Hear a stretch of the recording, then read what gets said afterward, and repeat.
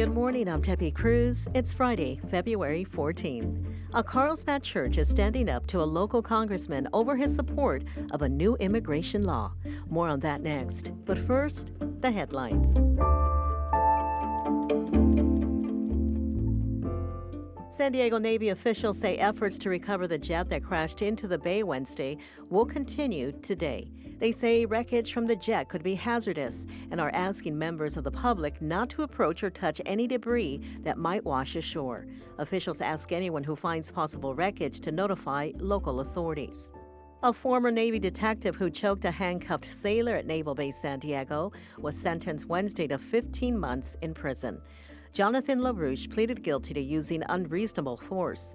The former El Cajon police officer also admitted to lying on his Navy application about resigning from the El Cajon Police Department when he learned he was to be fired for using excessive force there. During the November 2023 incident, an intoxicated sailor was handcuffed but not resisting. LaRouche held the sailor in a bent chokehold maneuver until he was unconscious. Prosecutors say he also hit the sailor and slammed his head into a wall while the sailor was handcuffed to a bench. The atmospheric river that drenched San Diego and the rest of Southern California will soon be moving on.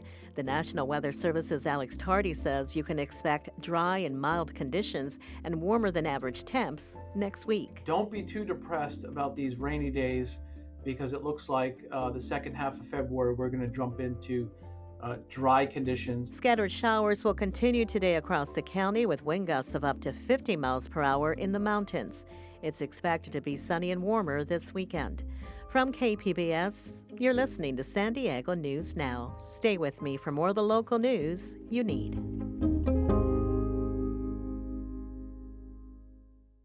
KPBS On Demand is supported by Paint Care, offering households and businesses in California more than 800 leftover paint drop-off sites for recycling. Quantities of 100-plus gallons of paint may qualify for a large volume pickup. Learn more at paintcare.org.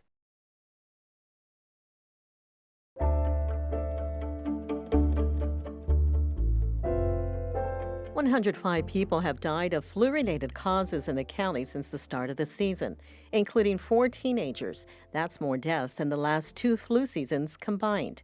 Health reporter Heidi DeMarco explains what makes the flu dangerous. In San Diego County, nearly 8 in 10 kids ages 5 to 17 have not received a flu shot this season. This puts them at a higher risk for serious illness.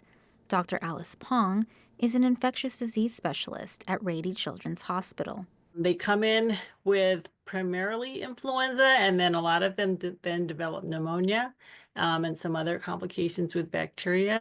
That's how the flu can become deadly.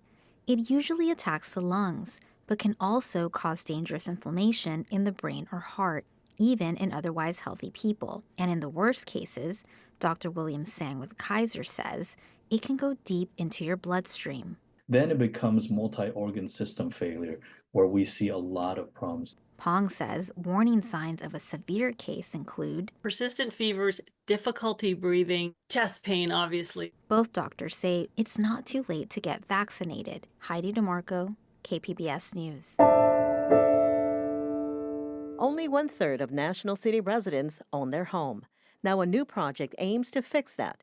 iNewsSource intern Hannah Salma Ramirez has the story. Rising costs and low housing inventory are constant challenges for National City residents. But a new local program will look to build more than 100 housing units on city-owned land. There are those that are kind of capped at what housing opportunities they could take advantage of. That's Housing Authority Director Carlos Aguirre at last month's City Council meeting.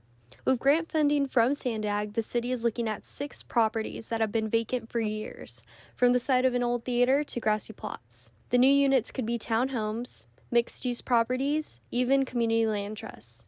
Council member Luz Molina says she wants National City residents to be prioritized. If we're going to go through this, I would insist that every single opportunity is meant for those folks that truly do deserve a leg up. The city could find a developer by the fall.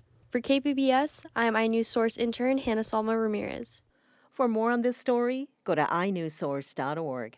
iNewsSource is an independently funded nonprofit partner of KPBS. This story is part of our Public Matters partnership. To find out more, go to kpbs.org/publicmatters.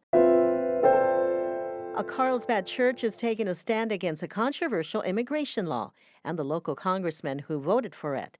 Reporter Gustavo Solis says Democratic Representative Levin is just one of 3 Democrats statewide who voted for the Laken Riley Act. Immigrant rights has long been at the core of what Pilgrim United Church of Christ is all about. Here is Pastor Madison Shockley.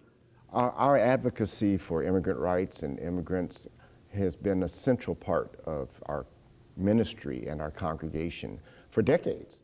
In recent years, members of the congregation have opened their doors to refugees fleeing from life-threatening situations and welcomed migrants dropped off by Border Patrol in the streets of Oceanside.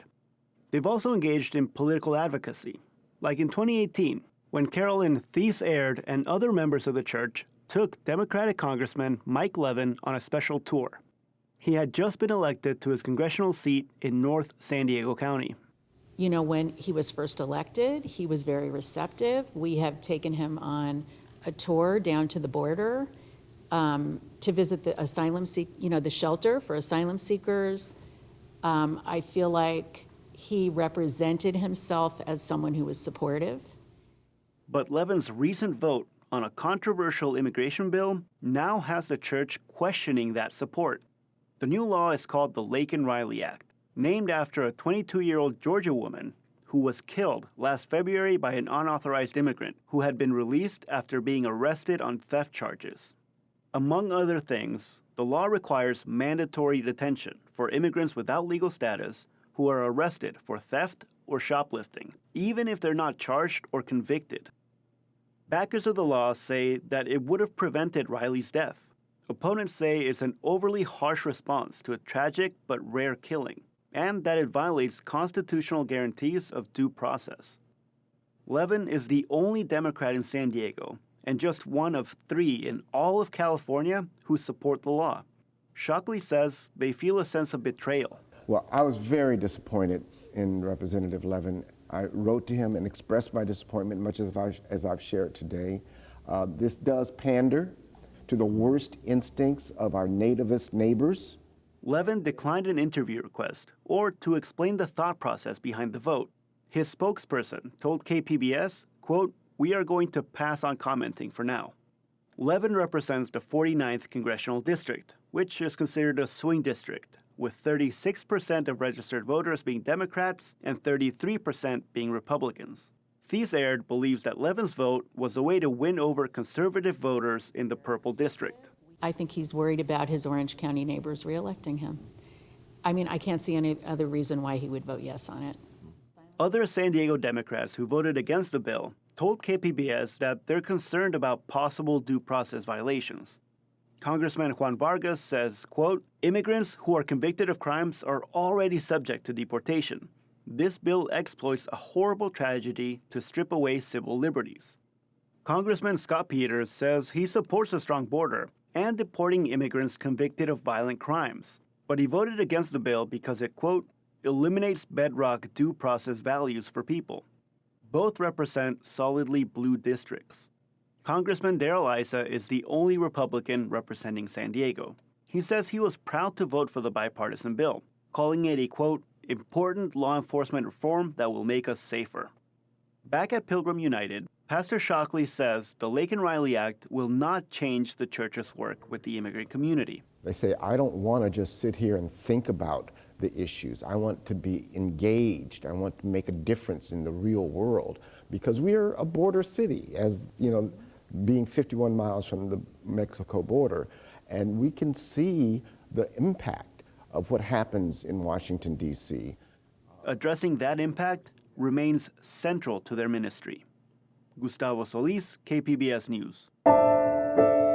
After a nearly 30-year absence, American Airlines returned to McClellan Palomar Airport yesterday. Some neighbors have objected to the airline's return because of noise and environmental concerns. But San Diego County officials say they've done due diligence to be good neighbors.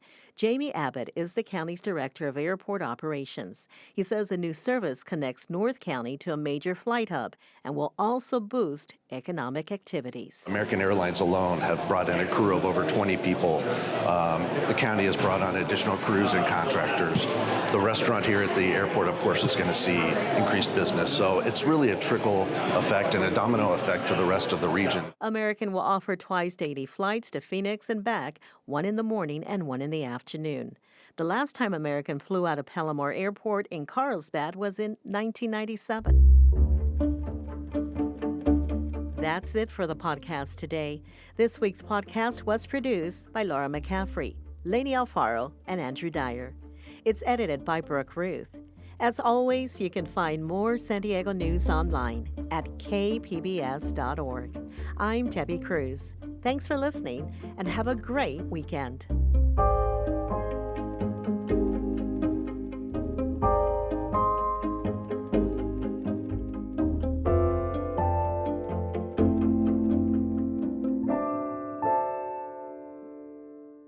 KPBS On Demand is supported by the San Diego County Toyota dealers, presenting a new 2025 Tundra designed to combine performance and comfort with up to 437 horsepower and 10-speed automatic transmission. See your Toyota dealer. The San Diego County Toyota dealers. We make it easy.